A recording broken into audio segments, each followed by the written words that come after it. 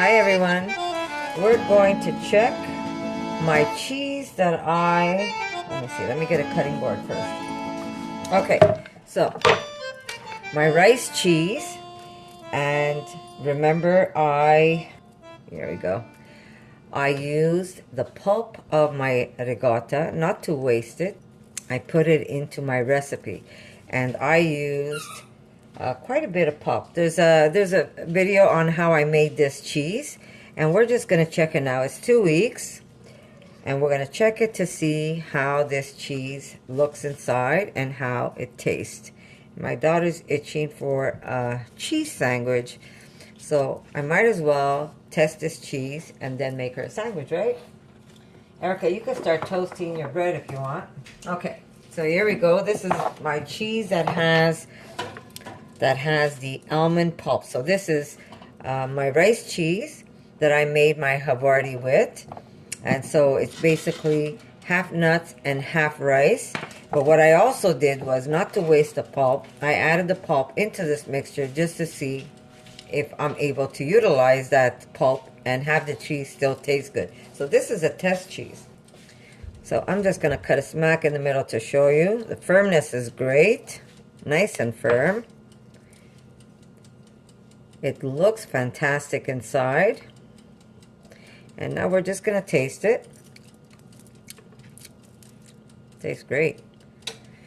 I also used the blue in this cheese. Wow, look at this cheese. Look how beautiful that is.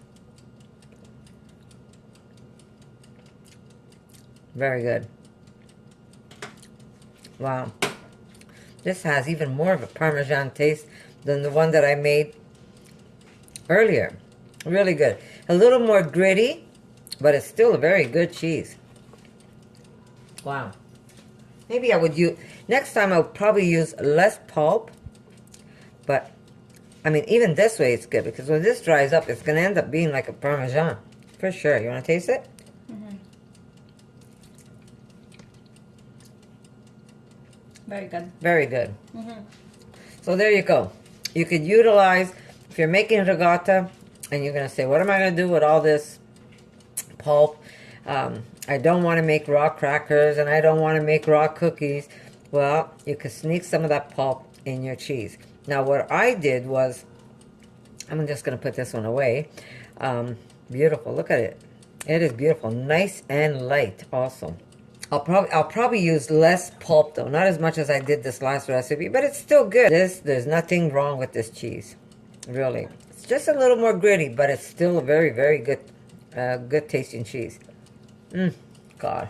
I can eat this all day long. But there you go, guys. You can put some of that pulp, if you're making ricotta, put it into a mixture of some of the cheeses you're making. And what I did was I put some in the freezer, so you can freeze them in small amounts, and then as you need it, just pull out one of those pouches, defrost it, and when you're making your cheese, dump it in there, and there you go. You're utilizing the pulp of your almonds without having to throw it out, because I know a lot of people just throw it out. So, and I made another one, same recipe, but what I did was I made it with saffron. So I'm just going to show you what this is going to look like.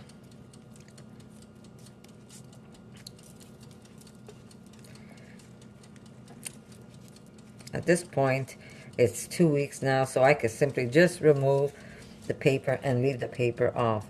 And that's going to give this cheese a chance to go blue on me, because I don't mind the blue. There we go. I'm not going to cut this all the way through. I am just going to make a small wedge. Just to show you, there's the cheese inside. Isn't that beautiful? And this one's got the saffron going right through the cheese. So there's many ways of making your cheese look beautiful. It doesn't have to be a simple white cheese.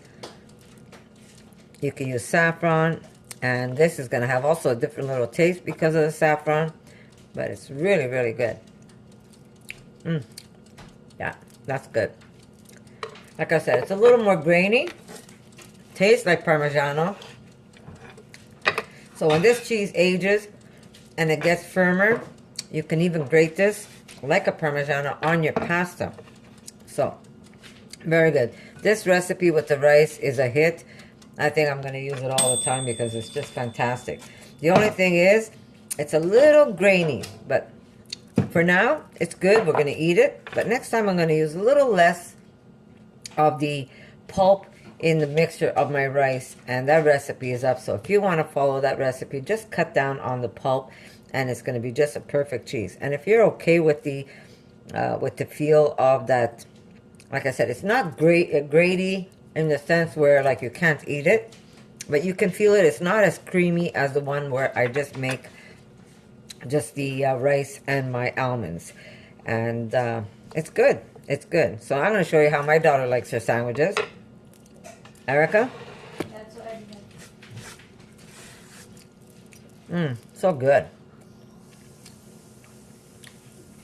Okay, so I'm just going to put a little bit of my mayo in the sandwich.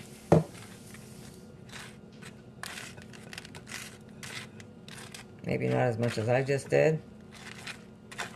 Okay. We're going to put some beautiful frisée. Okay? I can put the mayo. Yeah. A little bit of frisée salad. Oh, don't mind the ugly ends. Can I have, here we go. Then she likes her cucumber.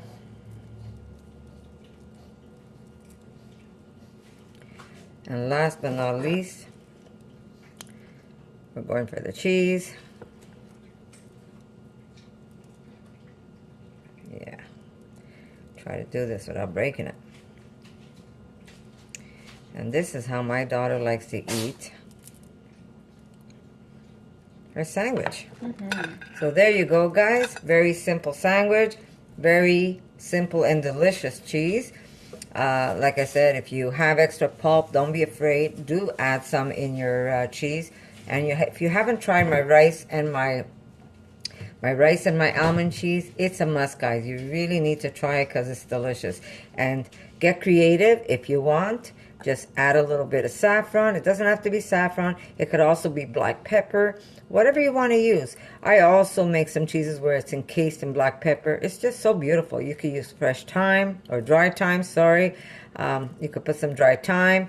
So get creative and get fancy. And this is a great base cheese. If you like the taste of Parmigiano, this is the cheese to try. So here you go, guys. Very simple. And my daughter's going to enjoy this. And if you like this recipe, guys, give me a thumbs up. And I'll see you in my next video.